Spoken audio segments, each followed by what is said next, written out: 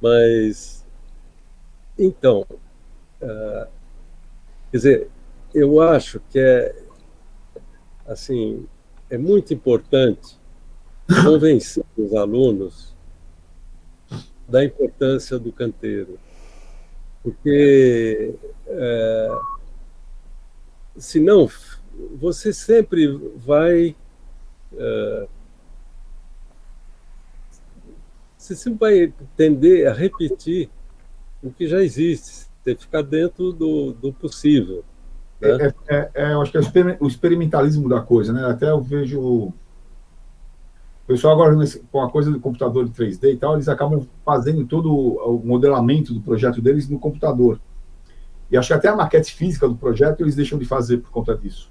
Mesmo Também que seja É, já é uma manipulação do projeto que não acontece, né? Então, eu acho que essa percepção acaba se perdendo um pouco.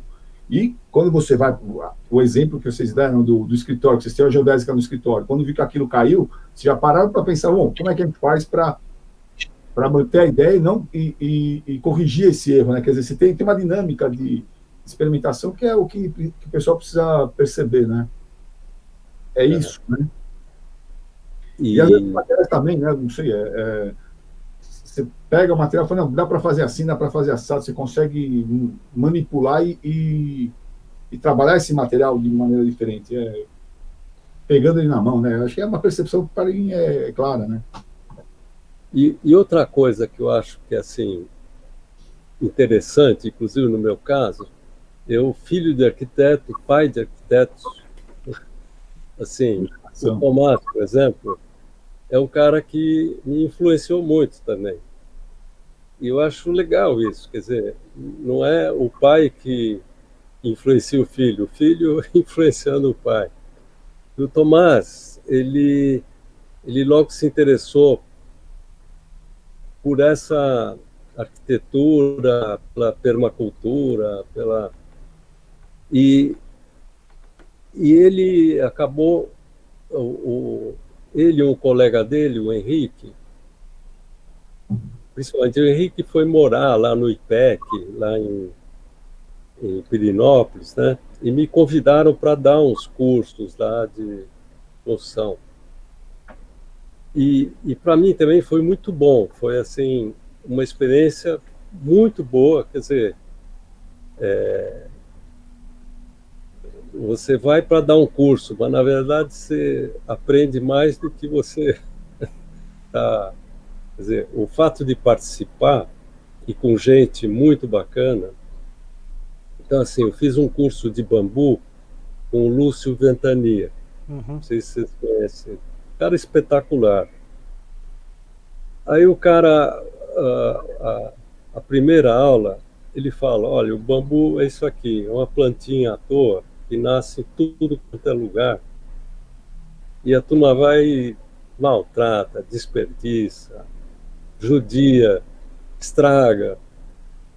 E ela é tão útil, ela é tão boa, é tão fabulosa essa planta. Então ele falou: olha, antes da gente começar o curso, vamos prestar uma homenagem a essa plantinha, que ela é tão insignificante, tão boa, tão. Isso é muito legal. E eu acho assim,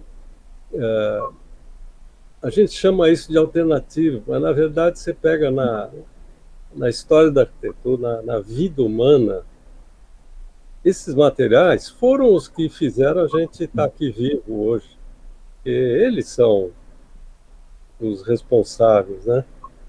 É. Então, eu não cheguei a fazer nada terminado com bambu, mas aí foi quando realmente eu comecei a mexer com a terra crua, quer dizer, com tijolo queimado eu fiz bastante coisa, mas assim, o, uh, eu acho que a gente fica nas escolas achando que os materiais são esses também que estão em moda, estão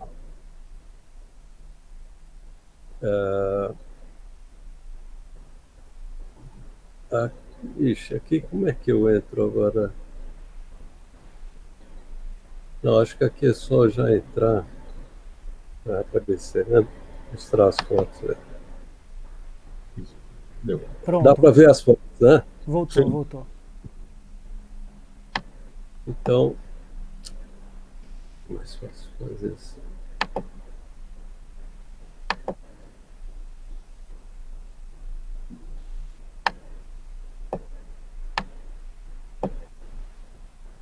Estou tentando achar aqui as casas de terra.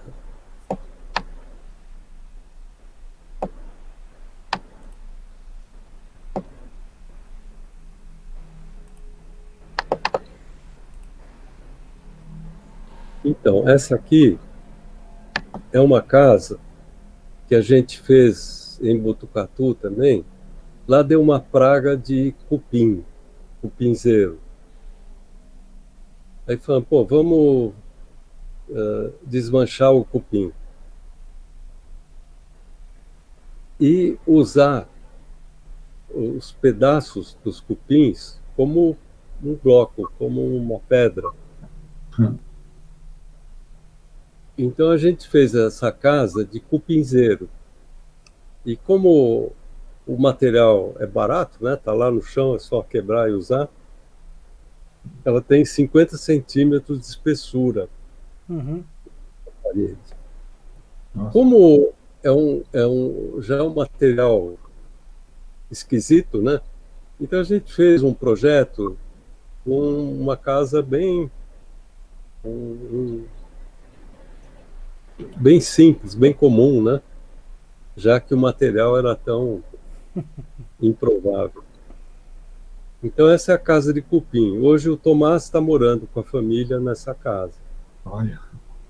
Legal. E aqui na foto de baixo aparece a data da foto, 2004. Eu não recordo a data das construções, quer dizer, que pelo menos essa foto tem 16 anos.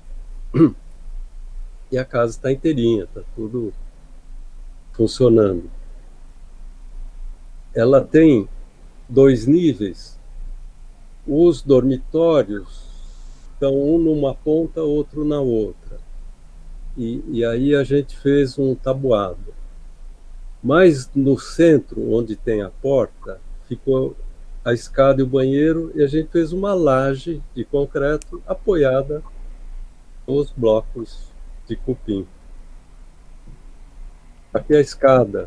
A escada a gente fez de argamassa armada. Essa escada é interessante, a gente fez peças em L e que são paraboloides. E eles são parafusados e então dá para a gente regular a altura do degrau, conforme o lugar que a gente parafusa. Nossa, essa escada é incrível. Eu Eu estou aqui assim, vendo nunca detalhe. imaginei. Cada degrau é uma peça que faz o espelho e o piso, e aí você tem uma posição que você ainda consegue regular mesmo a posição deles para poder acertar o pé direito, na altura. Quer dizer, é pequeno esse acerto. Dá para ver onde está o parafuso, entendi. Muito Quer dizer, legal. a variação é pequena. Você não, que a gente fez um dentezinho para ela ter um apoio, mas você pode pôr argamassa, pode e é uma mesma peça, né? Você vai repetindo. Você pode para essa peça, fabricou ela 20 vezes aí, foi depois só empilhando. Né? E é interessante que se você tiver a fundação não permita movimentação e nem lá em cima, quer dizer, ela precisa estar bem presa à laje. Ela não se mexe. Então não tem um pilar central, tá vendo? Sim. Ela fabrica um novo DNA, né? Aquela curvatura que é um paraboloide também. Sim. E que ele é estável, desde que esteja o paraboloide, ele quer girar. Se ele está preso, ele não gira, não se mexe. Travando em cima, travando embaixo, Então, ele não doença se mexe. grave, né?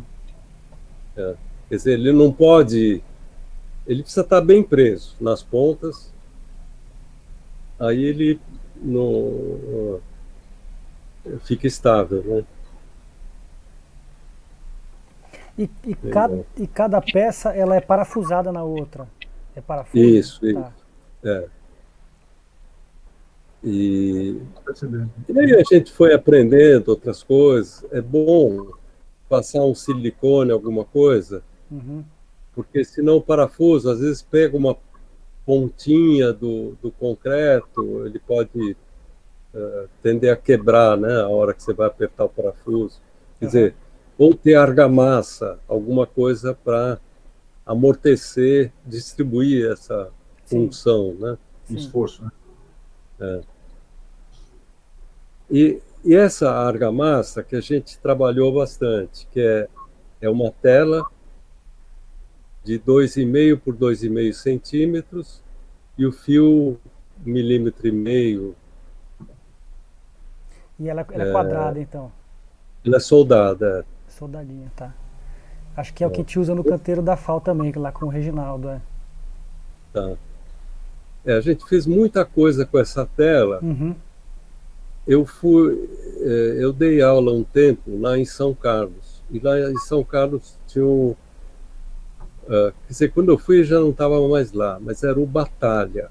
O Batalha. Batalha é quem iniciou o canteiro da FAO. E a gente deu aula juntos também na Belas Artes. Era um cara excepcional, assim, cara. E ele era incentivador, assim, do canteiro, da prática, do fazer. Um cara muito legal. E ele que deu umas dicas tal para a gente começar a fazer argamassa armada. Bom, deixa eu não apertar não interromper. Então, falando de argamassa, vamos mostrar umas outras coisas que a gente fez também argamassa. Pintou uma em ferro cimento, que vocês falaram também que vão fazer coisas. Vamos Isso fazer a aqui, cisterna. isso aqui foi uma. Sim, A gente fez, era uma papelaria. Minha mulher estava trabalhando com eu lembro disso. produção de papéis artesanais e tal. E hoje está alugado, aí está funcionando uma academia de ginástica. Mas esse também, por exemplo, a estrutura parece umas árvores. A gente fez a armação como se fosse um concreto comum, né, Uhum. com ferro. E o estribo, a gente fazia enrolava um ferro fino e depois puxava ele para ele ficar como se fosse uma mola, né? E isso é o estribo dessas peças. Depois a gente envolveu com tela para estuque. Ultimamente eu não tenho mais encontrado essas telas, que acho que não se faz mais estuque, eu não consegui achar mais. A gente usa tela de pintinho de galinheiro, essa tela. Porque a gente vai enchendo quer dizer, nessas peças mais grossas, a gente põe pedra também. E vai enchendo a mão, lógico, com uma luva, né? E como tem a tela, ela não consegue sair para fora. E depois a gente reveste com argamassa de cimento e areia para dar o acabamento e proteger a tela. E as lajes também são feitas dessa maneira também. Aqui dá para ver como se fosse uma cobra em volta da coluna da esquerda, é a saída de águas pluviais da cobertura. Interessante. A gente pegou um tubo de de água, de plástico, sanfonado, tem para vender aí Né? E a gente enrolou assim e passamos tela e revestimos com argamassa, para ficar na mesma linguagem. Sim, engenhoso. Mas Muito também legal. é um método de trabalho muito legal, muito... o pedreiro que fez trabalhou nessa obra, depois numa outra casa que a gente fez, tinha um único pilar na casa que precisaria ser feito uma forma, fazer o pilar, né? Aí ele falou para mim, não posso fazer daquele jeito? Eu falei, pode. É muito mais fácil fazer sem forma, sem... Porque realmente, quer dizer, numa obra grande, tudo bem, você tem um pelotão de carpinteiros, de armadores, você tem essa... Então, talvez... Mas numa obra onde... uma obra pequena, é muito mais fácil você fazer desse jeito a estrutura do que fazer da forma que a gente está acostumado aí, né? Olha aqui, na verdade, essa daqui foi a minha primeira experiência de terra, foi essa casa. Essa casa, a gente fez um muro em taipa de pilão. Ele está meio lavado já assim, né? Mas eu acho que fica até mais bonito. É uma casa lá em Cotia. E a proposta, a gente queria fazer a casa inteira de taipa de pilão. Mas o proprietário ficou com medo de fazer a casa inteira, topou fazer o muro. Depois ele falou, pô, me arrependi, devia ter feito a casa inteira. Porque realmente a taipa de pilão, também, assim, não adianta a gente querer fazer no centro de São Paulo, não trazer a terra para lá, seria uma idiotice. Mas se você está num local que você tem a terra, tem o material, e precisaria pagar para levar ele embora, a taipa é o racional de se utilizar, né? Então, esse muro assim ficou espetacular de taipa. Foi a primeira aventura com taipa de pilão. E essa casa já tem as coisas, a caixa d'água, que dá para ver aqui na foto de baixo, já é de argamassa armada. Então a gente fez muita caixa d'água de argamassa armada. Porque ela é boa, porque ela já é impermeável.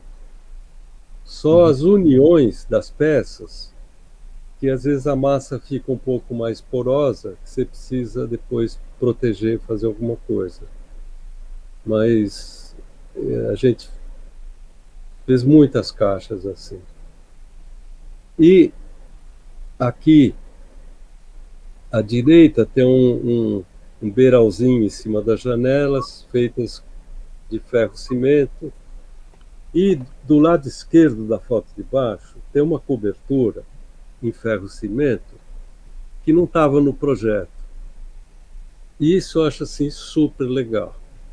O proprietário, depois que terminou a obra, ficou lá um pedreiro, ele falou, você não quer ficar aqui fazendo, sempre ser uma casa nova, tem uma coisinha para fazer, outra e tal. E daí ele quis fazer aqui, já nem me lembro mais se era o canil, o que é. E o cara fez na linguagem do projeto. Eu não acreditei, falei, pô, mas fez parte do projeto, sem ter sido projetado por nenhum de nós. Quer dizer, acho muito legal o cara que está trabalhando pegar a linguagem, pegar o jeito e fez igual. Não destoou em nada. Verdade. É completamente... Se não contar, você não fala que foi que fez. Põe para você o projeto, né? Brincando, mas é claro que não, mas de fato está incorporado ao projeto, como se fosse uma coisa única. Ficou muito legal. Muito legal. Que eu imagino que é o Gaudí não fazia ele tudo, né? Os caras estavam com ele que iam fazendo. Então essa casa teve várias ocorrências interessantes. Uma delas, vocês veem que essas colunas são feitas de paralelepípedos. Uhum. O proprietário, ele soube que iam aterrar no lugar da construção do Memorial da América Latina, e o prefeito, como é que chama? Faria Lima, tinha tirado os trilhos da cidade de São Paulo, tinha tirado os bondes. E com isso ele tirou paralelepípedos, assim, da Avenida Angélica, da Teodoro Sampaio, um monte de ruas de São Paulo. E tinha jogado tudo no terreno onde depois foram construir o memorial. Ele falou: o quê? Vão aterrar esses paralelepípedos? Ele arrumou um caminhão, foi lá à noite, encheu o caminhão de paralelepípedo e levou para o terreno. Aí a gente não tinha começado ainda a obra, ele falou: dá um jeito de usar esses paralelos aí na casa. Aí falou: vamos fazer as colunas com os paralelepípedos. Então, esses paralelepípedos, alguns deviam estar na Avenida Angélica, outros agora estão aí nessa casa. Aqui esse balcão também de um dos dormitórios é feito em ferro-cimento. E aqui tem acesso para cobertura, que também era uma proposta do Corbusier, né? E é muito legal. E é curioso que não é plano, né? A cobertura são as cúpulas da casa. E é muito bom você andar num terreno acidentado. A gente vai, por exemplo, à praia, todo mundo gosta de passear naquelas pedras, que é um piso hiper irregular, mas é divertido, gostoso. Então é muito bom ser lá em cima. Por isso é que tem um guarda-corpo para ninguém cair para baixo. Mas fica andando por cima da casa nas cúpulas. E essas colunas de paralelepípedo, isso eu gosto muito também de fazer, levar livros para a obra e mostrar para os pedreiros qual foi a intenção, o que é que eu gostaria de fazer. Então, me lembro de mostrar para o pedreiro, olha, as colunas, antigamente, eles faziam um capitel, que era assim ela veio da linguagem do uso da madeira como estrutura, mas depois ficou. O capitel era um elemento decorativo, né? E aí não dá para ver, eu acho que tem outra foto que aparece melhor. Deixa eu ver mais para frente um pouco. Ainda não dá para ver. Ele fez uns baixo-relevos nos capitéis. Aqui aparece um à direita, uns animais, tá vendo? Isso foi por conta do pedreiro também. Olha, essa treliça é de ferro. Branco, né? Capitel da coluna. O capitel da coluna tem essa parte que ele revestiu de branco e desenhou os animais tem um isso, é em cimento, no cimento. Muito legal. E perguntar uma coisa, essa treliça que está em cima é uma curva, né? Um arco meio treliçado, é de ferro-cimento também? É de ferro-cimento. E aí legal. A gente interrompeu a cúpula, né? Sim. Então a gente fez como apoio. Uhum. Muito legal. Essa casa é incrível, eu não estava lembrado dela. É bem legal. O proprietário ainda mora nela. Acho que tem mais de 20 anos. E está bonita, está bem cuidada. Aqui também dá para ver no arco a pedra da chave, né? Uhum. Isso também, eu só mostrei as fotos falando o que é a chave. A chave era a hora que o cara terminava o arco. Mas ela não tem um significado real, ela tem um significado simbólico, né? E ele achou legal. Quer dizer, eu acho muito importante ter o pedreiro trabalhando a favor da construção, né? Quer dizer, ele ser realmente um coautor e ele ter essas liberdades de Vira o coautor do projeto, né? Então, aí, assim, os pedreiros contribuíram muito, assim, fizeram muita coisa. Aqui também essa brincadeira, eu falei, o tijolo não precisa estar certinho. Dá para fazer desenhos, dá para... E isso tudo não foi a gente que falou, faz assim. O cara foi fazendo, da ideia dele. Muito legal. As chaves são pedras, né? Não é tijolo, né? Ora ele pôs o próprio paralelepípedo, né? Ficou muito legal. Aqui teve uma outra intervenção bem interessante. Não sei, bem no centro dá para ver essa janela redonda.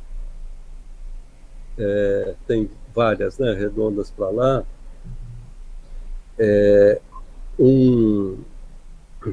Tinha um cara que comprava coisa velha, reciclava, o negócio dele chamava o Velhão. Lá Eles, A em Santana. Cantareira, né? Conheço, é bacana lá. Tem um restaurante bom lá também dele. As velhas. As velhas. Bom, comida mineira boa. Ele já faleceu, Moacir. Mas acho que os filhos continuam com o negócio. E ele eu e o João Marcos fizemos um projeto, era uma pizzaria, e era uma casa antiga em Genópolis, que os caras demoliram para fazer a pizzaria. E por quê? Porque falaram que iam tombar a casa, então eles tombaram primeiro do que o tombamento. E aí tinha um paredão grande, assim, uma parede. Aí o João Marcos resolvemos colocar lá umas janelas velhas para fazer a fachada, né? Aí o João Marcos que foi lá no Velhão e foi selecionando, eu quero essa, quero aquela, e comprou lá, sei lá, são umas 12, 15 janelas velhas. E ele recuperava, deixava a janela funcionando direitinho, né? E anos depois, então, quando eu estava fazendo essa casa, ele falou, não, as janelas eu vou fazer. E começou a fazer as janelas sem dar orçamento. Aí o proprietário, preocupado, quanto ele vai me cobrar? Aí ele falou, olha, sabe por que eu vou fazer? Porque eu tinha decidido fechar o negócio. Aquele era o último dia que ia estar aberto o Velhão. Aí vocês entram lá e começaram a comprar tudo. Eu falei, não, vou continuar. Nossa. Daí ele fez coisas nessa casa muito legais. E eu não tenho nessas fotos umas outras soluções dele usar reciclagem de fechamento, assim, muito interessante, muito legal. Então, assim, a casa teve contribuição de muita gente interessante, legal. Aqui a entrada, né? A gente fez um lugar para a água escorrer, mas não um condutor escondido, né? Que a água, ela é lúdica, né? Na chuva, ela percorre esse pilar, tá vendo? Uhum. Fica uma cachoeirinha ali. Vai descendo, muito legal. Enfim. Esse paraboloide, ele é de madeira, de metal? Madeira. De madeira. Incrível, olha, com telhas. Muito legal isso, né? Com telha a gente fez aquele mesmo processo para acompanhar a dupla curvatura, né? Porque é uma superfície plana. Porque a telha tem essa folga de limite, né? Aí ocorreu uma coisa bem interessante. Há uns 3 anos atrás, o proprietário ligou falando que essa ponta, tá vendo que está em balanço, tinha. Quer dizer, ele nem falou da ponta, ele falou que a calha, que tem uma calha aqui no rincão e no. Ela tinha amassado e quebrado algumas telhas. E aí, eu e o carpinteiro que fez essa cobertura, também é um cara que já faleceu, mas um cara excepcional, assim, que me ajudou muito, um cara super inteligente. A gente veio no carro pensando, o que será que pode ter acontecido? Aí a gente lembrou que o paraboloide que a gente fez na pizzaria, o que aconteceu? Cada encontro de madeira, a gente passou um parafuso e apertou. Só que a madeira foi secando e foi diminuindo de tamanho. Então foi soltando o parafuso. Mesmo a gente tendo feito esse reforço de treliça na borda, ela não foi suficiente para segurar esse movimento de pantográfico, né? Sim. Isso é uma grade pantográfica. É. Então, nós falamos, olha, vamos medir a ponta do balanço, se ele tiver baixado, é isso. Ela agiu pantograficamente. Chegamos lá, não deu outra. Ele tinha baixado. Aí, o que a gente fez? Esse carpinteiro, ele pegou uma peroba, apoiou a viga lateral e foi martelando embaixo para ela levantar a ponta.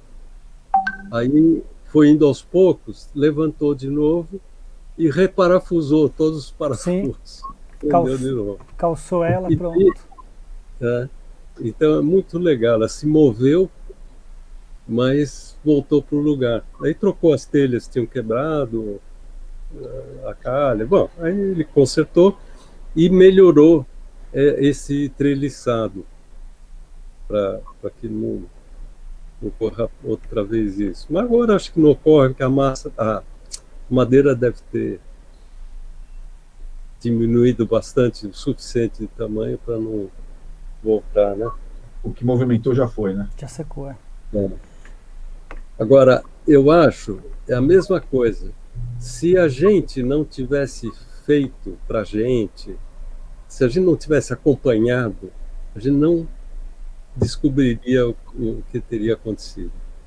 Quer dizer, indiretamente, é o canteiro de novo.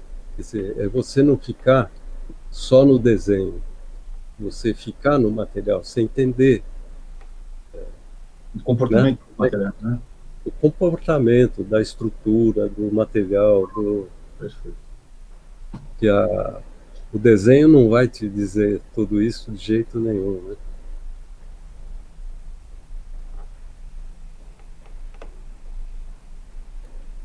Legal. Muito legal isso. Procurar algum outro assunto aqui.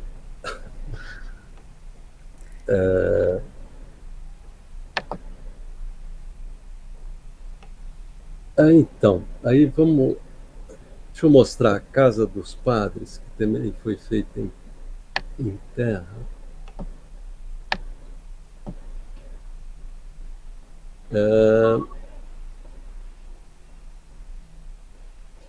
Aqui eu achei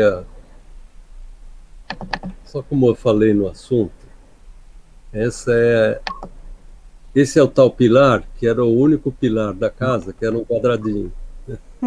E daí o pedreiro fez uma árvore. E ficou legal, né? Quer dizer,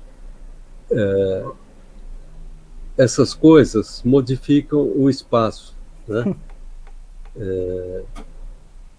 Eu acho que se fosse retinho e tal, teria uma cara. E assim ele ganhou uma outra expressão, né?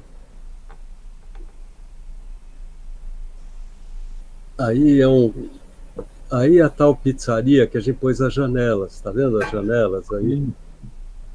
Tem um monte de janelas. Tem é em cima e embaixo, são 2 pisos. E a cobertura a gente fez de laje pré-fabricada, tipo a escolinha do Gaudí, que ela, Sim. nessa face, ela faz as curvas, na outra face ela é reta.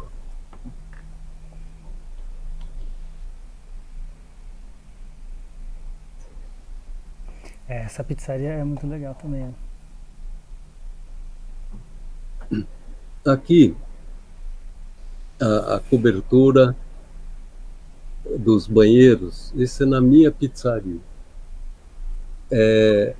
O tijolo é sentado daquele jeito do Hassan Fatih, que é aquele arquiteto egípcio, né, que usou uma técnica milenar de abóbodas lá no Egito. Quer dizer, você fazer a abóboda sem precisar fazer forma. Quer dizer,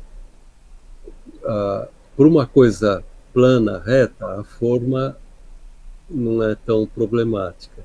Mas você fazer curvas, fazer coisas não retas, a forma tem de ser construída sob medida. E é uma coisa caríssima sempre. Né? Então, essa daí é uma outra abóbada do mesmo sistema, que é a minha sala, o meu escritório. Sim, conheço. Aí também, quer dizer, ela é feita sem forma. Normalmente, as fiadas são inclinadas para ficar mais fácil de construir. Aí a gente resolveu fazer perpendiculares ao chão, né, retas. E dá para fazer, mas dá mais trabalho. É melhor fazer do jeito do Hassan Fatih. Mas aqui, estruturalmente, vocês veem que essas 2 abóbodas estão apoiadas nessa viguinha que passa no meio. Sim. Mas se olhar bem, não tem viga, ela tem 10 centímetros de altura. Porque, na verdade, só tem concreto onde passam os ferros. O resto da viga, que é a parte comprimida, é o próprio tijolo que vai responder. Perfeito. É verdade. Então, ela não trabalha como as 2 coberturas, as 2 que fazem a viga, né? A altura estrutural. V. Isso é a viga do Eladio Dieste, aquele uruguaio. Sim. Que também um dos caras geniais assim que eu assisti curso dele uma vez num congresso de arquitetos na Bahia e outra vez em São Paulo. Aí eu, o Reginaldo, Marta e a Magalhães fomos lá para o Uruguai. Aí abrimos a lista telefônica, pegamos lá o nome dele, vimos o endereço, é pertinho, vamos lá. Aí fomos lá, batemos na porta. Olha. Aí ele abriu a porta e daí falamos, somos arquitetos brasileiros, tá? Fizemos assim, entra aqui. Eu estou sem trabalho. Eu falei, eu já ouvi isso antes alguma vez. Estou sem trabalho, estou aqui sozinho no escritório, arrumando umas coisas. Aí, ele começou a mostrar coisas, ele viu que a gente conhecia, se interessava. Ele foi abrindo arquivo, assim, uma recepção assim espetacular. Depois convidou para ir para a casa dele, aí fomos na casa dele no dia seguinte. Que bacana. O mais legal que eu acho é assim, o cara nada a esconder.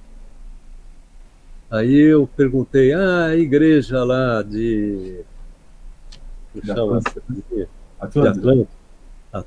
O que você fez? Ela começa reto e depois vai formando um S. Você fez forma? Não, imagina, eu fiz andaime e guia. Então ele mostrando que e o prumo da parede? O prumo da parede era um ferro com uma bengala pendurado num S que a gente fez lá em cima. Então era só pôr a ponta do ferro no chão que ele indicava onde é que você tinha de assentar o tijolo, né? Mas, assim, para mim foi um dos maiores gênios da arquitetura, sei lá, falar na América do Sul, mas um do mundo, né? Um cara absolutamente genial. Simples, um cara. E a gente daí, eu comecei a querer. Ele, ele, ele prendia, ele prende o ferro no meio dos tijolos. Daí eu falei, putz, e se usar o ferro como forma? Então daí que veio a ideia de usar o ferro como forma.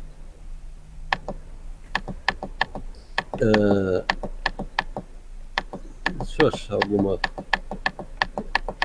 Então, mais para frente. Esse aqui foi lá do material, foi o primeiro que eu fiz grande, assim. Então, isso veio inspirado do Eladio de Este. No meio dessas nervuras em tijolo, tem uma barra de ferro. Então, você fazendo, como ele é em dupla curvatura, e amarrando um ferro no outro, já fica uma estrutura bastante resistente. Então, o tijolo depois vai só cobrindo a ferragem. Quer dizer, põe a argamassa, junta um no outro e,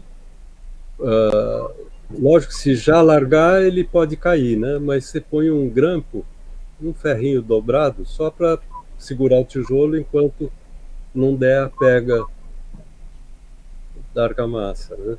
Daí ele fica e não cai mais. Então, isso também foi uma solução que eu usei em uma porção de lugares. E aí, como você está construindo com nervuras, o vão enchemos de garrafa, enche qualquer coisa que quiser, né? Aí uma maquetinha com correntinha que a gente fez para fazer aquela forma.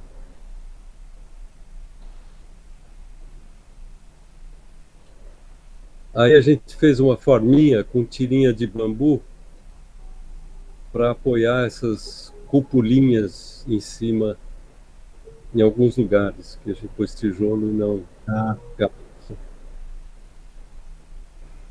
Incrível. E aí ela ficava presa pelo próprio atrito, né? Dá para ver que ele encurvava o bambuzinho e ele, por atrito, já ficava no lugar. Depois que terminava, tirava, passava para outro vão.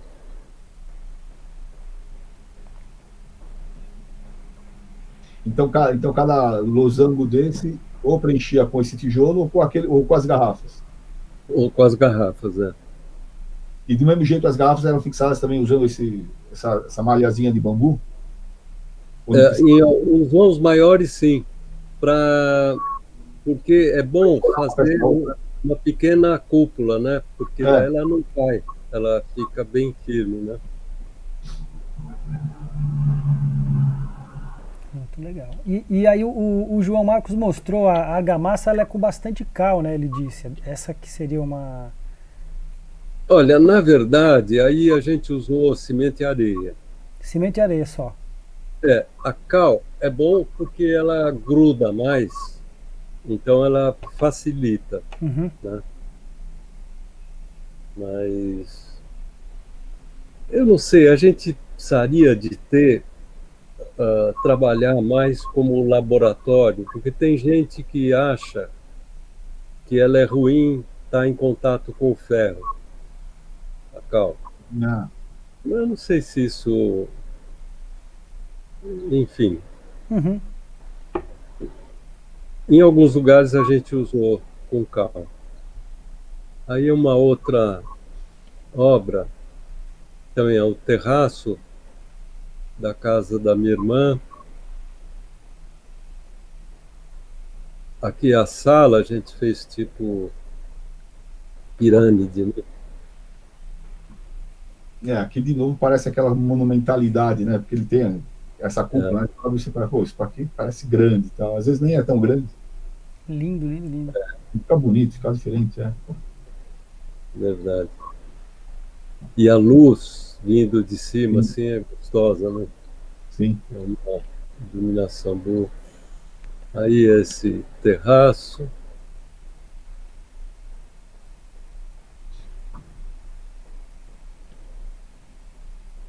Aí eu estou usando lá o terraço. Aí são umas fotos no IPEC que eu falei, Ah, que eu fui várias vezes convidado, eles faziam lá um curso que era Legal. de bioconstruindo. Então esse aqui eu fiz uma coisa legal. Esse pedreiro que está aí é um cara que tinha feito para o meu irmão uma construção desse tipo em Goiânia. Aí, como está pertinho, eu falei: vocês não querem contatar? E o cara vai lá e ensina. E isso é muito legal, é bem a cara do IPEC. Quer dizer, na, não é o engravatado ensinando, é o cara que faz, que sabe fazer. Quer dizer, isso o canteiro acho que é muito bom, que valoriza o profissional, né? O cara que aqui ele trabalhou, tá vendo em cima tem uma tabuinha. Ele pegou um forro paulista, né, que chama essa tabuinha fininha de pinos e usou como uma pequena forma. Ele pendura no ferro com arame e serve de apoio para os tijolos. É engraçado, cada pedreiro, como eu raramente repeti no mesmo lugar, então variou sempre o pedreiro. Cada um desenvolveu um jeito diferente de fazer. Não fizeram igualzinho.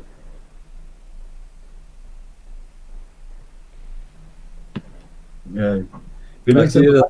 monta a gaiola de ferro, né? Isso. É, Depois aí vai aí para cada arco desse vai aí se faz põe a forma e vai assentando os tijolos, é, cobrindo o ferro, né? é. Nesse caso, ele usou a forma. O pedreiro que trabalhava comigo lá em São Paulo não usava a forma. Aquela do Aterelo, tudo ele fez sem forma. era com Aí grampo. o próprio apoio do tijolo, um tijolo do outro apoiando É, sobre o e primeiro. punha o grampinho segurando o tijolo e mandava bala. Quer dizer, Tá. cada um usou um, um jeito diferente para fazer. Aí uma outra experiência, um paraboloide, a gente fez essa forma com ripa de madeira, que era, sei lá, uma ideia de você desenformar e usar a mesma forma para repetir a mesma construção. E o tijolo é de solo cimento, né? Lá eles uma das atividades é fazer tijolo de solo cimento. É esse aí. Olha. Meia pronto. Ah, eu achava que tinha mais uma foto. Esse foi um projeto legal, também nessa mesma técnica, é uma capela em Ribeirão Pires, é pertinho de São Paulo. É uma é um sítio, esse que está de frente na foto, é um dos padres, eram 3 padres irlandeses que estavam se aposentando. E, e são padres que sempre trabalharam na periferia de São Paulo, com a população mais carente, não sei o quê. Então eles queriam estar perto da periferia ainda, para manter um trabalho, mas eles já estavam uns 70 e tantos anos. Então eu fiz a casa para eles e tem essa capela.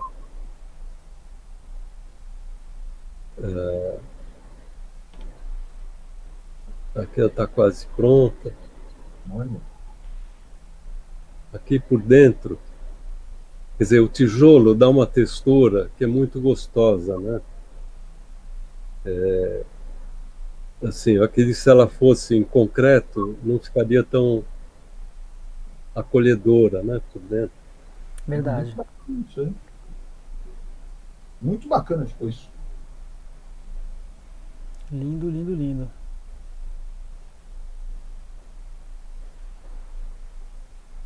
Esse projeto eu não conhecia, ficou muito legal. Eu também não, é incrível, é. E aí é legal que fica o material mesmo, né? Quer dizer, o material está lá, né? Você não está revestindo, você não está escondendo, ele diz para que veio, né? Inclusive a assinatura do pedreiro, né? Sim, Aí é a casa. na disposição das A coisas. casa a gente fez em taipa de pilão. E também aí a cobertura. Muito legal. Então, esse pedreiro, que é o que está na frente da foto, o Jaci, ele fala, o Jaci que vai construir e tal, ele já trabalhou com taipa. E aí eu tinha levado para ele um projeto de forma. Aí ele falou assim, posso fazer a minha forma? Pode, lógico que pode, né? E ele fez a forma dele, que ele falou, eu trabalhava com meu pai em Minas e a gente construía com taipa. A forma dele, à esquerda aqui, eu não eu devia ter tirado fotos melhores. Os ferrinhos que aparecem na foto segurando a forma, é um ferrinho T. É o menor T que tem para vender de cantoneiro, né? De ferro. Tá. Então, ele, no que está na horizontal, passando dentro da parede, é um T que ele faz um furinho. E no que está na vertical, ele tira a aba do T para a pontinha entrar nesse furinho do de baixo. Então é só encaixado. E em cima ele repete a coisa com o ferro que vai deitado em cima. Então a facilidade para montar e desmontar a forma é imbatível. Você não tem que ficar rosqueando, parafusando, nada. É encaixe dessas cantoneras. E o mais surpreendente, se vocês olharem a taipa já pronta aqui no primeiro plano, você não consegue perceber onde estava esse ferrinho passando, esse T, porque ele é tão pequeno e some. É um troço muito louco. Tá vendo que não, sempre fica aquele redondinho, a marca, quem põe tubo de PVC ou se põe madeira, sempre fica a marca, né? Verdade, é. Levantou a casa numa rapidez. Aí aparece o detalhe do ferrinho. É um ferrinho T, onde num ele corta a pontinha, no outro, para criar os encaixes. Então a forma baratíssima, esse T é o ferro mais fininho que tem para vender, né? E aí, para tirar, você vai batendo, vai martelando esse É perfilzinho. uma martelada, você solta ele, daí você puxa com a mão.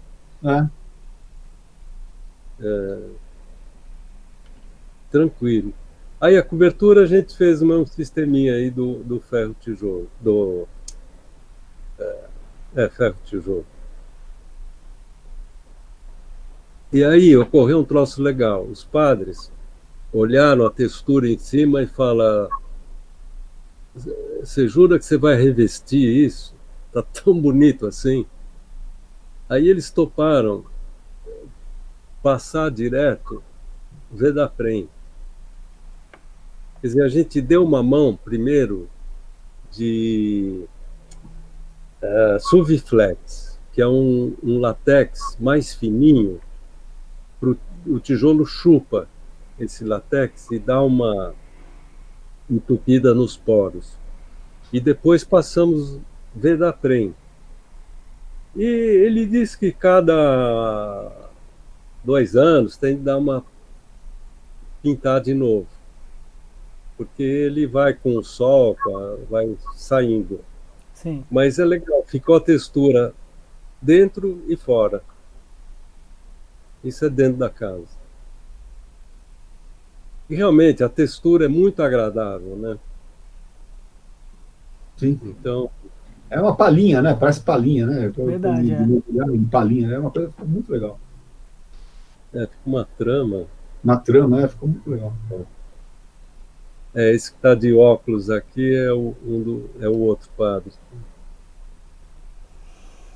Olha, Aí a gente pintou, a gente deu uma caiada externa usando o pigmento das terras que foram usadas para dar esse tom, assim. Então, cada parede varia um pouquinho o tom da cor.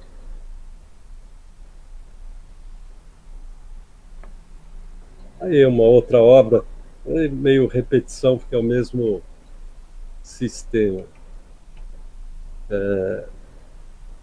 Tinha uma coisa que eu tinha lembrado. Ah, bom, deixa eu mostrar essa foto aqui, que ela é bonita. Isso é um refeitório na Secretaria de Habitação de Osasco. eu fui lá. Chegou aí lá, né? Eu trabalhava na Secretaria de Habitação de Taboão da Serra. A gente fez uma vez uma reunião do secretário de Habitação, quando tinha, né, as gestões Ah, progressistas, e foi lá. É lindo, lindo. legal. Olha. Tem a mesma linguagem do Materello, né? É. E essa forma são os conoides, né? Uhum. É uma forma que eu repeti bastante também. Essa foto, deixa eu procurar aqui. É, ah, tá mais para trás.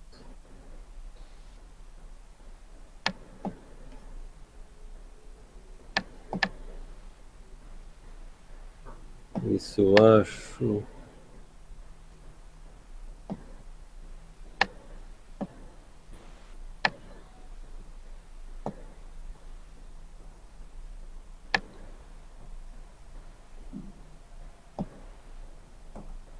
Daqui a pouco eu acho. Deixa então ah, mostrar outra coisa no mesmo assunto. Essa aqui é uma casa muito grande em Arujá, Arujazinho. Essas formas dão umas coisas interessantes, que aqui, por exemplo, à esquerda, dá a impressão que é uma laje assim, em balanço, meio... É que ela vem da curvatura lá de trás, né? Ela provoca situações assim, bem estranhas que a gente... Um pouco aqui para frente. Essa casa, essa é a frente da casa. Olha só. Aqui as vigas embaixo são vigas de tijolo armado também. Não é concreto armado, é tijolo com ferro no meio deles, que forma uma espécie de mãos francesas, né? Muito legal. Já que apareceu aqui, essa escadinha eu fiz várias também. É como se fosse uma parede de um tijolo que você vai abrindo, assim, como um leque, né? Uhum. Ela também forma um paraboloide e é a mesma coisa, ela precisa ter a base e o topo presas. Tem que estar encunhadas, não podem se mover. Enquanto está fazendo, você vê que o pedreiro está escorando, mas são escorinhas Porque ela pode cair enquanto não tiver encunhada lá em cima. Tem uma única barra de ferro, dá para ver, Sim. é o prumo da escada. Então, ela, na Como verdade, aqui como estrutura, né? e, e ela vem daquela. Aqui, outra escada. Essa daqui tem uma historinha bem legal. Eu falei para o pedreiro: olha, depois que você encunhar em cima e embaixo, ela não precisa estar encostada na parede, porque ela não usa a parede. Ela pode estar desencostada. A gente está fazendo aqui porque é num canto, está entre paredes. Aí, quando eu voltei lá, ele tinha feito, ele falou: ah, doutor, como você falou que não precisa estar encostado na parede, eu achei que a gente devia dar uns 5 centímetros para aparecer isso. Legal, a visão estética de quem está fazendo. Quer dizer, que a gente tende a não considerar, né? Achar que a gente é que é dono da verdade estética, né? E realmente eu falei: putz, você deu de 10-0. Valeu a pena, lógico. Bem legal. Deixa eu ver se eu acho eu queria mostrar a igreja. Ainda mudei de ideia. Que está na sequência, vai aparecer. Esse é o último trabalho que eu fiz. Um sobrinho, ele mudou aqui para a França. Ele está dando aula, fez o concurso, veio dar aula aqui. E daí ele tem muito livro em casa, ele tinha de alugar a casa lá, e resolveu construir uma biblioteca no sítio. E isso aqui é uma foto da cobertura, que aparece as nervuras de tijolo, dá para ver as barrinhas de ferro, também sempre formando paraboloides. Essa foto está fora de foco. Aqui ela pronta.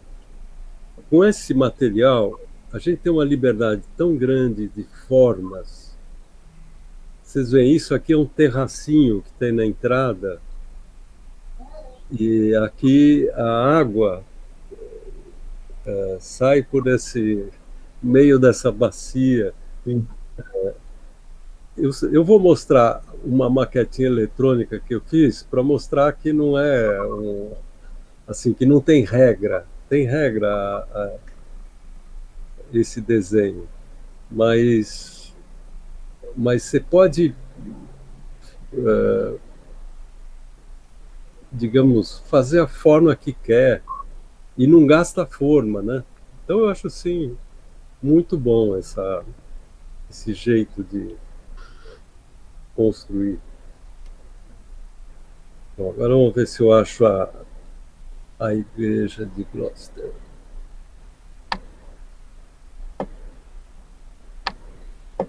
Deixa eu pôr nesse que aparece todos aqui, que é mais fácil.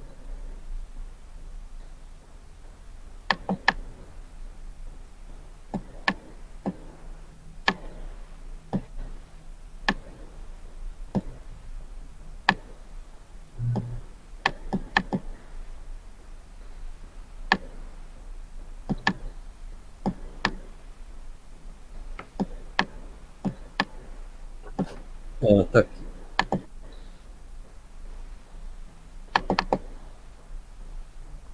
Sim. Então, eu tinha. Meu pai tinha aqueles livros clássicos de arquitetura. Esse é do Fletcher, Sir Dunster Fletcher. E tinha essas fotos do claustro em Gloucester. E eu fui lá. Puta, é um troço assim, realmente maravilhoso, maravilhoso. é a própria forma do Matterella, tá vendo? Sim. São os conoides, só que isso feito em pedra, né? E é legal que é com essa pedra de fogo, que o Uhum. cara, ela é que nem pedra sabão, dá para esculpir, né? Dá para. Exatamente. Então, vocês veem que essas nervuras, elas são esculpidas. Quer dizer, a pedra em si, a emenda, aparece em cinza, que a gente consegue ver onde estão as emendas, né? É, o gótico inglês, ele, ele, ele teve o auge em 1500. E, coitado, o auge dele foi no auge do Renascimento. Então ele ficou ofuscado pelo Renascimento, que a Itália estava em pleno Renascimento, a França também aderiu. Então os livros de arquitetura nunca ninguém se dedicou a estudar o gótico inglês, né? E ele inventou a dupla curvatura, porque o gótico francês são só curvaturas simples.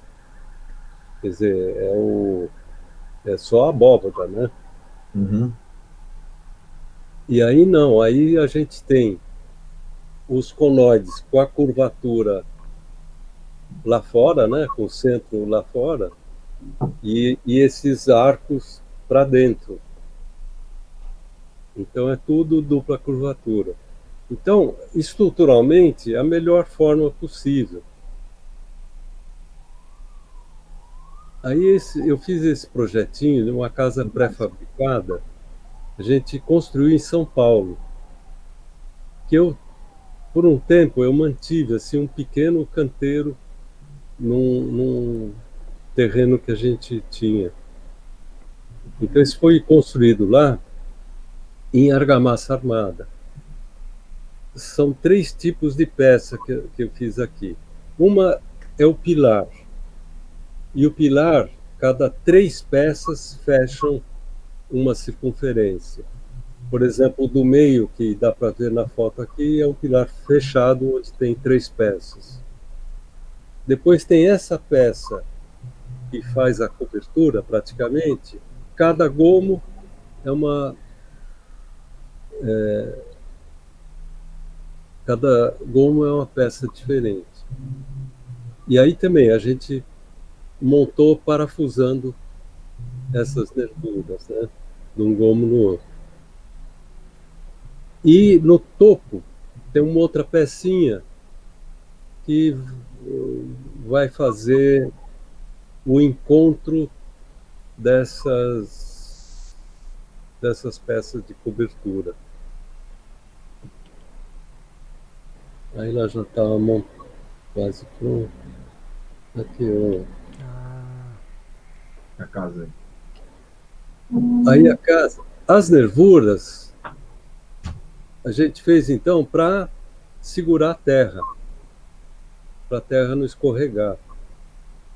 Então a gente depois plantou em cima, então para termicamente ficar adequada, né? Então tem toda essa vegetação por cima. E essas colunas, aqui aparece uma outra aqui à direita na foto, elas são cheias de terra.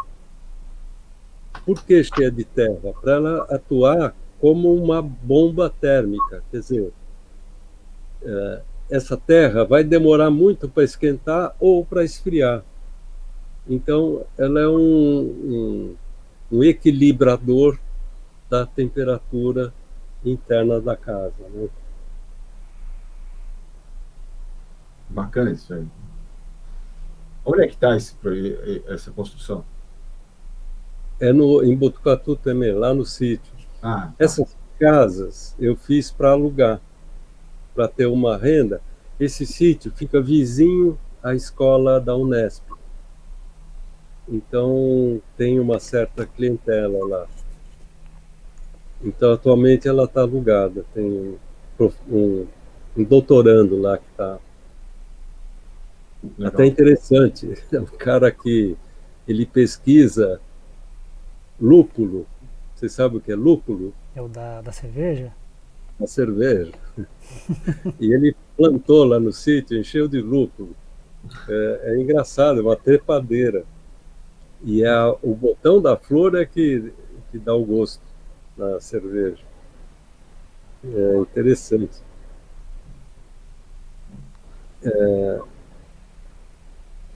Bom, tem uma outra época que a gente montou uma entidade para trabalhar nos mutirões. Então, deixa eu localizar. A gente fez umas coisas também interessantes.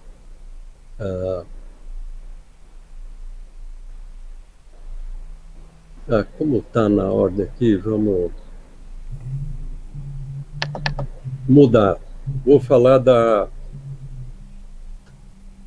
trabalho que aquele padre que a gente fez o sítio, a casa deles, tal.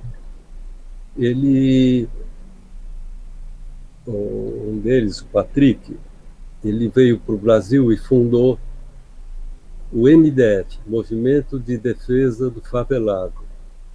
Então eles fazem trabalhos em várias favelas em São Paulo.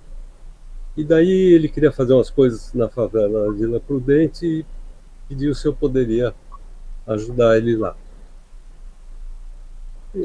Essa foto é na minha pizzaria, é uma cobertinha da entrada que foi talvez a primeira experiência que eu fiz com o ferro tijolo. Só que esse é do jeito do Dieste. Sim. Tem as barrinhas de ferro entre os tijolos. Bom, esse aqui então já é uma construção na favela da Vila Prudente.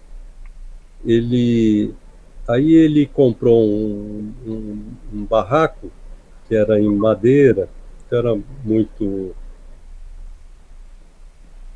já estava em más condições. A gente fez uma construção nova. Então aí é um salão, eles têm aula, é um trabalho dedicado às crianças, aos jovens. Então aí eles têm aula de dança, de balé, tem aulas com o corpo. E em cima é uma capela, aquilo que a gente está vendo. Aí uma foto interna, de novo os conoides, só que aí eles se unem nesse quadrado que é o piso da capela. Também em tijolo armado. Uma das vantagens do tijolo também é que o peso próprio do tijolo é bem menor que o do concreto. Então resulta numa estrutura mais leve sempre. Né? Verdade. Então, a fundação desse salão, a favela da Vila Prudente, ela foi montada em cima de um terreno que era sempre alagado com as chuvas em São Paulo. Então o pessoal foi aterrando ao longo dos tempos. Então ela hoje, ela é quase todinha, já não tem mais o terreno natural, ela está aterrada. E é um aterro completamente aleatório. Então ficamos, o que vamos fazer como fundação disso? Então a gente achou que devia fazer um casco de barco. O que é um casco de barco? É uma cúpula invertida para baixo.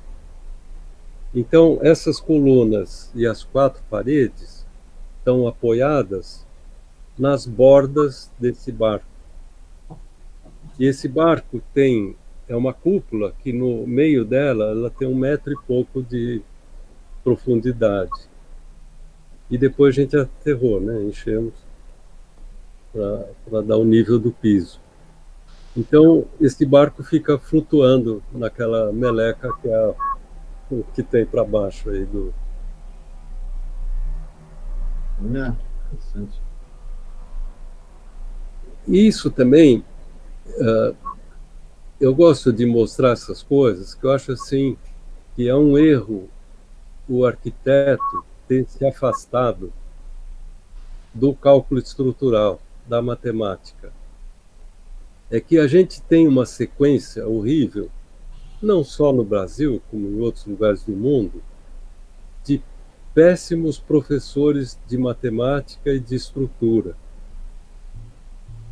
E eu tenho uns livros maravilhosos. Tem um livro de um professor americano que ele fala que assim a pior coisa que existe no ensino da matemática é eles acharem que só existe um jeito certo das coisas.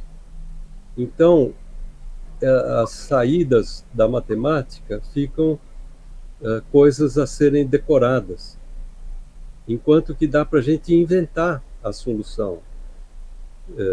Eu não sei como foi o curso de vocês de matemática, o meu tinha teorema. Você tinha de decorar a solução do teorema. Ele fala, o teorema ele tem muitas soluções possíveis, muito jeito de provar.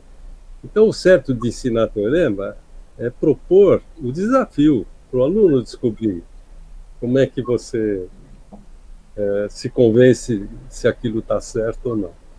Esse é o interior da capelinha.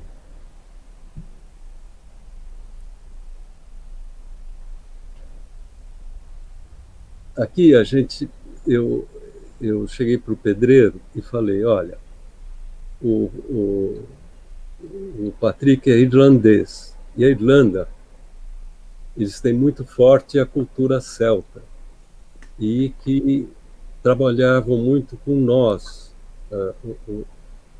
Toda a decoração celta se refere a um trabalho assim de nó com corda ou com outros elementos. Então, vamos fazer esse ferro-tijolo. Está vendo que um lugar ele vai lá para fora, depois volta para dentro. Vai para fora. É trançado, né? Uma tecelagem, né? E então teria de fazer com o ferro e depois entrando com o tijolo. Agora é difícil, porque quando uma barra cruza a outra, o ferro não se encontra. Então não dá para ele amarrar um ferro no outro. Eu falei, olha, tenta fazer. Se achar que vai perder muito tempo, esquece, desiste disso. E aí no outro dia que eu voltei, estava pronto.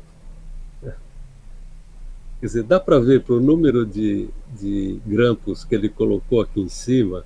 Tá vendo? O grampo é um ferrinho dobrado que segura o tijolo para ele não cair. Deve ter dado mais trabalho, lógico. Mas ficou muito legal, assim, aí dá para ver os grampos.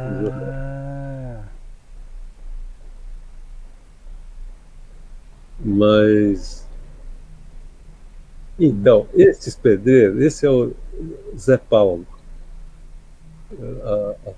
é morador da favela, ele é chamado lá Zé Pedreiro. Um cara genial, cara assim também que, assim, também ele foi meu parceiro, foi assim um trabalho de um levantava, o outro cortava, né? Essa é a capelinha. Aí é uma outra construção. A cobertura, a gente fez uns S's assim com a laje não é plana. Porque aqui são umas salas de arte para os meninos lá terem curso de arte. E essa escada aqui do meio, ela está subindo para a cobertura. O que mais falta na favela é uma área livre. Ela é tudo construída, as vielas são estreitas. Então, a ideia é também usar a cobertura, né? Ter acesso, poder... O tal da laje, né? Aí uma primeira versão daquela escada em argamassa armada. Aí a gente, em vez de parafusar um no outro, a gente ia pensar em passar essas fitas metálicas mas depois a gente viu que não precisava.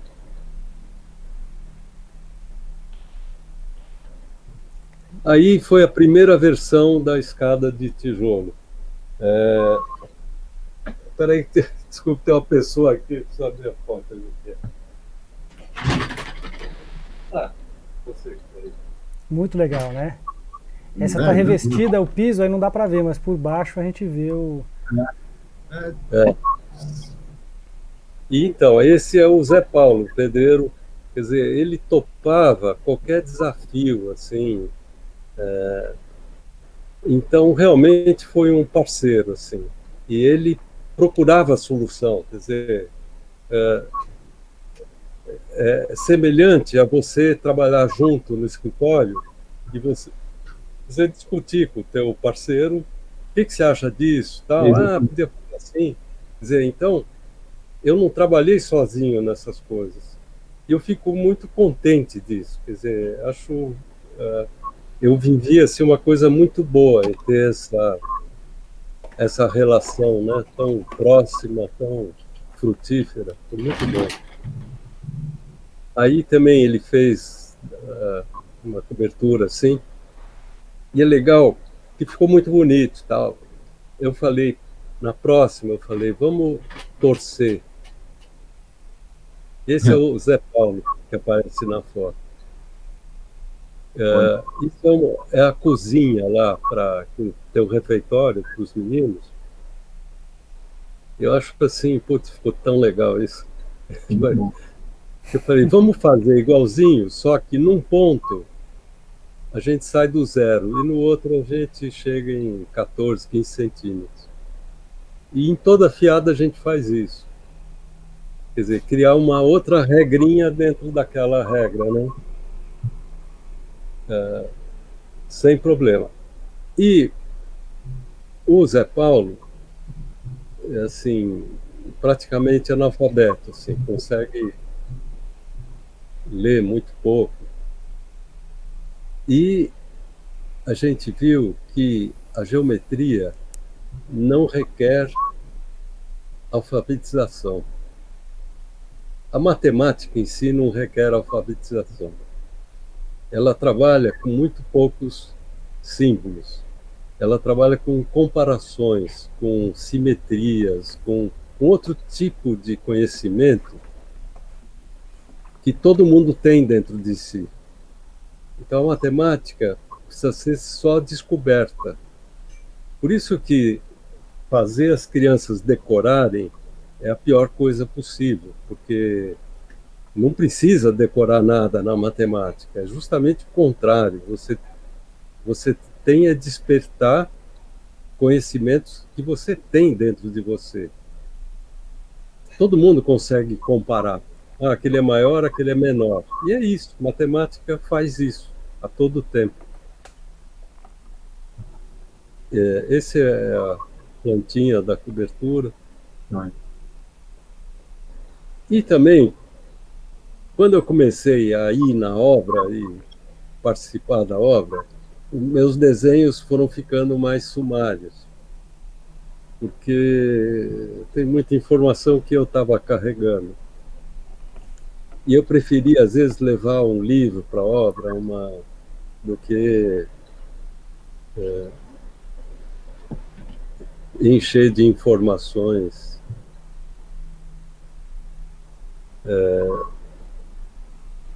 E eu queria achar os mutirões, né? Eu vou passar correndo. Esse foi o projetinho de Goiânia que eu tinha feito para o meu irmão. Eu fui lá, fiquei 3 dias com os pedreiros, a gente construiu essa maquete que está do lado. Eu falei, ó, os ferros vocês vão pôr nessas posições. E depois vão pondo o tijolo, pá, pá, pá. E eu ainda tirei essa foto aqui, começo. E depois meu irmão foi me mandando fotos pela internet do trabalho deles, para eu ver se estava no rumo certo. Aqui já estava começando a crescer a cobertura. Aqui, ó, à direita dá para a gente ver uns grancos Essa viga a gente fez dupla porque é justamente da borda da cobertura. Ah.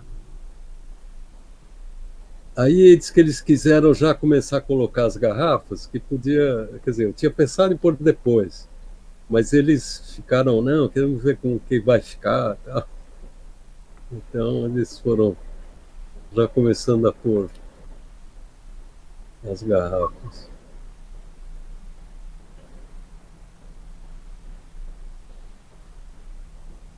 Ah, aqui, tá vendo que ele pôs uma tabuinha embaixo? Uhum. Eles que depois foram pro IPEC lá ensinar a turma a fazer aquela.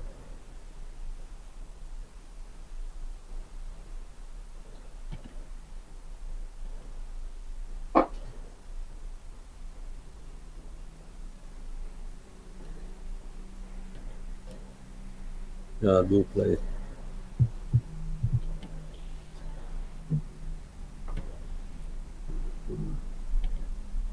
Olha, Ah, aqui que eu estava falando dos mutirões. A gente começou a trabalhar como assessoria de construção de casa popular. Depois de umas primeiras experiências, a gente viu que uma coisa muito importante era ter no mutirão um local para reunião, para a turma poder almoçar, poder. E porque você vai fazer uma reunião, um dia está meio chovendo, um dia está o sol muito forte. Então a gente procurou começar pelo centro comunitário e usando os mesmos materiais que a gente usa para a construção das casas. Então aí são duas abóbodas, né, que se encontram, feitas com laje pré-fabricada e as paredes em bloco.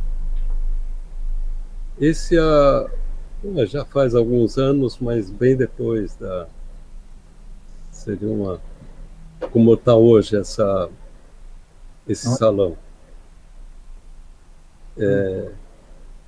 Às vezes não fica a linguagem, né, que o arquiteto gosta e tal, mas é o gosto pessoal. Mas diz que funciona sem parar, assim. A Redondeza também não tem salão, então tem casamento, eles alugam para tudo quanto é coisa aí. Muito legal. Um salão. Essa é a foto do mutirão. Qual que é esse? Eu conheço, foi na época que eu comecei a trabalhar até contigo mesmo. É lá em Taipas, não é? Isso.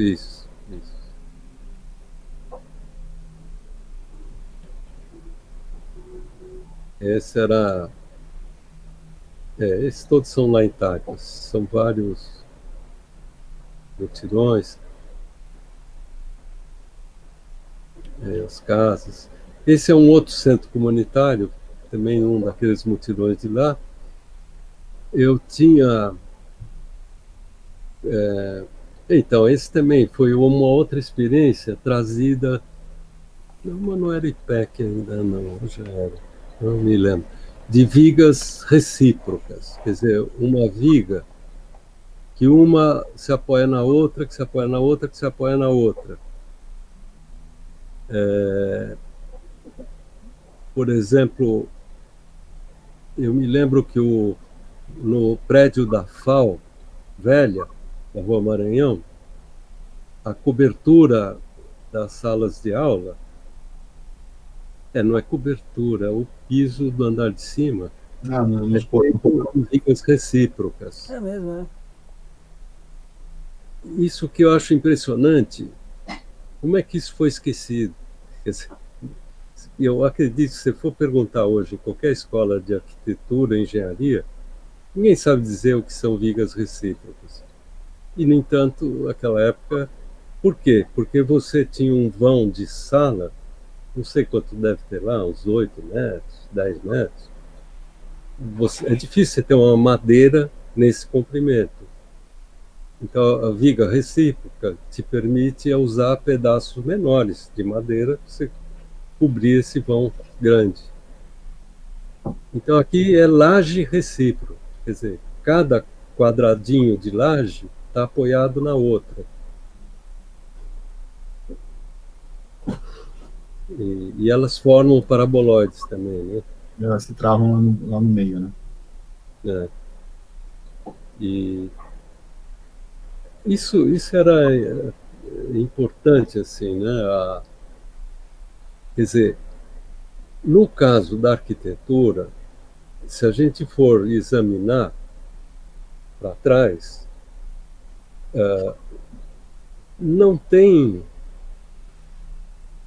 muitas variações. Quer dizer, o que muda ao longo da história é o material, é um processo de fazer, mas, digamos, a ideia, ela se mantém. São poucas ideias e que são repetidas de um outro olhar. Então, eu acho também que a história da arquitetura tinha de estar presente no canteiro. Quer dizer, para a gente ver que a gente não pode esquecer as ideias do passado, porque elas retornam, elas são importantes, elas são vivas. Não, quer dizer, a história da arquitetura não é uma coisa morta, é uma coisa viva.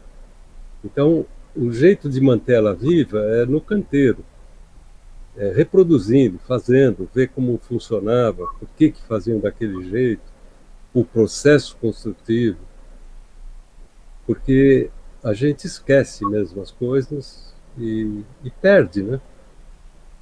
Uma das coisas que está esquecido também é o forro estuque. Toda casa velha, o forro era de estuque. É. E hoje ninguém mais sabe fazer. Essa foto é legal, acho que até tem uma é um desenho muito requintado isso aí, né? Quer dizer, não é uma coisa assim, você tem desenho, você tem visualmente ele é rico, né?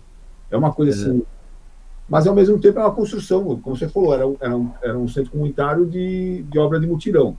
Então é uma obra barata também, por outro lado. Quer dizer, não é porque a coisa é barata, é de custo menor, você não consegue requintar no desenho, você não consegue trazer qualidade no desenho, né? Então, às vezes, acho que até essa coisa de... E o canteiro permite isso, né? É a coisa que, não, se eu tenho pouco recurso, se é barato, vou fazer... Só tem um jeito de fazer, aquele jeito mais convencional. Não, você pode usar os mesmos recursos de pouco custo, né? Para soluções requintadas quer dizer, essa cobertura, pega aquela cobertura da igreja na Inglaterra, lá do gótico inglês, guardada as proporções, ela é a mesma coisa, tem a mesma qualidade visual, né? Mesmo requinte estético, né? É verdade. Acho que isso eu gosto também de fazer essa comparação, né? Quer dizer, a gente não precisa fazer não fazer lixo. Quer dizer, o que a gente vê é assim, coisas onde não se parou para pensar um segundo, né? Pega, faz. Bom, e aí não é a arquitetura mais simples. Eu, para vir para cá, né, fui para o aeroporto de Guarulhos. Você pega, fazer uma linha de trem que não chega no aeroporto. Como é que pode ter feito? Ter tido essa ideia e gasto bilhões para fazer isso. E depois, não sei se já foi aquele Terminal 3, é assim, o cara não parou 10 minutos para fazer aquele projeto. Pegou, fez umas linhas, manda fazer, tem pilar, coluna no meio da circulação, tem tudo que há de ruim fizeram lá. Mas é incrível. Aí é o canteiro da PUC, o platô. Opa! Aí assim, ferro, cimento. Isso, assim, era um momento que a gente dava aulas teóricas, aí cada grupo propunha um trabalho e depois a gente ia para o platô construir. E o que era legal, que nessas semanas que a turma estava construindo, vinha gente de todos os anos, né? Então não era uma coisa só para uma turma. Aqui, por exemplo, à esquerda, um grupo fez uma reprodução de uma capela feita pelo Mijares, é um colombiano, um cara espetacular, a arquitetura dele, e ele trabalhou muito com tijolo, assim, e é muito legal você fazer, ver, assim que o cara fez, pô, olha, e fica, dá isso. E uma época, assim, muito boa. Aqui está o João Marcos, aí atrás da coluna. Uhum. É, é uma cobertura que os elementos rígidos não se tocam nos tirantes, né? Então ficam esses pauzinhos voando. É incrível, velho. Quer dizer, e o fato de você reproduzir as coisas, você vê como é que é, isso, não sei o quê. É uma atividade muito boa. É divertido isso. Aí uma outra casa. Olha, eu acho que era mais ou menos isso Nossa, muita coisa que tinha bacana. para. Não, Vitor, acho que é isso mesmo. É muito, assim, tem muita coisa bacana que você apresentou. Assim, dá para inspirar muito a gente aqui, como professor, os alunos, quer dizer, eles verem. As, e é interessante, porque acho que a tua trajetória você trabalha com vários materiais diferentes, né? E buscando várias soluções diferentes.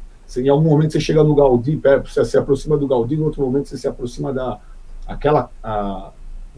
casa que você fez lá, que você aluga agora para o doutorando, né, que é de argamassa armada, tem uma coisa mais de quase industrial, vamos dizer assim, né? Uhum. E por outro lado, tem uma coisa que é muito, tende muito ao artesanal, quer dizer, você experimentou para todos os lados, né? Eu acho que isso que é o interessante de saber que é possível tudo isso, né? Não ficar restrito a uma concepção modernista, aquele comentário que você fez lá no começo, né? Que só tem um jeito de fazer e pronto, né? Enfim. Esse seria um conselho para a moçada não ficar. Não achar que a vida não tem muita novidade. Tem, tá cheio de coisa aí para a gente pulsar, para fazer, experimentar. Refazer, né? Quer dizer, buscar também o que já foi feito e sempre releituras da mesma coisa que sempre vira coisa nova, né? Vira coisa nova. É. Muda o material, muda uma coisa ou outra, mas é uma chance da gente estar vivo. Legal, gente. Chico, fala aí. Sem palavras. Legal. Muito agradecer, assim, quando a gente estava... Eu estava conversando na segunda-feira agora com o pessoal do primeiro ano, né, que está começando, assim.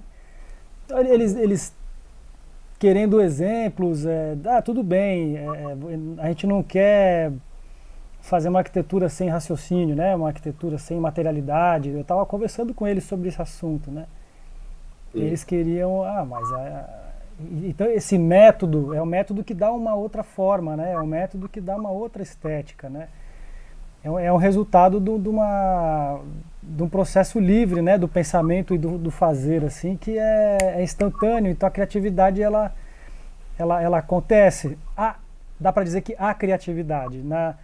No outro método, a criatividade ela está muito ausente, é uma coisa que ela morreu, né? Parece que a possibilidade de entender que a arquitetura pode ser arte, ela desapareceu e morreu, a arquitetura está morta, assim. E aí eles ficavam curiosos de ver coisas, então o que é essa outra forma? Aí a gente fica buscando, e aí é o que você faz, né, Vitor? É incrível de ver e a experiência toda, é maravilhoso mesmo. Obrigado. Bacana. Agradecer. Legal. Não sei, pra mim cada imagem dá vontade, vamos fazer isso, vamos lá galera, olha isso daqui, putz, não, vamos lá, então eu acho que eles vão ficar malucos de também trilhar, né, nesse caminho. Beleza. Bacana, viu? Acho que assim, não sei, o Chico, se essa é a última conversa que a gente vai ter, esse último tipo de, como é que é, de vídeo aula, coisa que vale, mas está fechando com chave de ouro, assim, sabe? Acho que até essa semana a gente teve algo similar com o João Marcos, né? Então foi até interessante que foi na mesma semana, então a conversa está fresca assim. E a gente conversou com o Tomás também, conversou com o pessoal, com o Reginaldo, primeiro lá no começo a gente conversou com o Reginaldo. Então, eu acho que assim, essas aulas está construindo uma concepção de abordagem do projeto, né?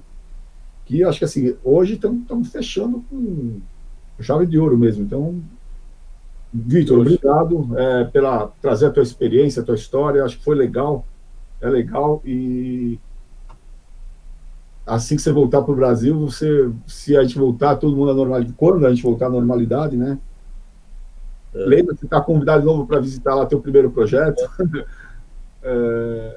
Ver como está lá, vira e mexe, está sendo modificado, você sempre tem coisa nova sendo feita lá, porque de fato a necessidade do espaço é dinâmico, né? Então a gente acaba modificando, alterando, mas a história está lá, o projeto está lá, né? Quer dizer, o que foi construído lá no começo ainda existe, funciona. Enfim, está convidado quando puder. E agradecer pela aula, foi muito bacana. E eu agradeço também, porque é muito bom para o ego da gente mostrar alguma coisa, falar alguma coisa. Beleza. Quando eu tenho que mostrar, vale a pena. E é o caso, né? Até mais, então. Tá. Obrigado. Até mais. Chico, até mais aí. Obrigado. Valeu, assim que tiver subido, a gente manda o link e vamos falando. Legal. Obrigadão. Beleza. Tchau, tchau. Tchau. Um abraço, Vitor. Tchau. Tchau. Falou, Chico. Tchau.